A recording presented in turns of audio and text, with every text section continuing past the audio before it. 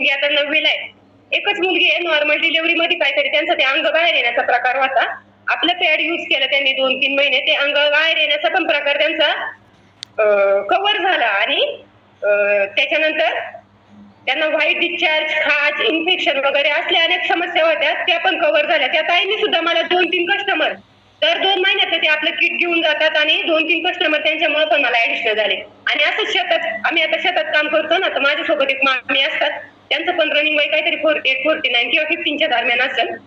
तर त्यांचं तर एवढं डेंजर पिरियडचा प्रॉब्लेम होता ना, 6 महिन्यात एकदाच पिरियड, कारण जाण्याच्या याच्यावरती असल्यावरती ती कधी पण येते ना.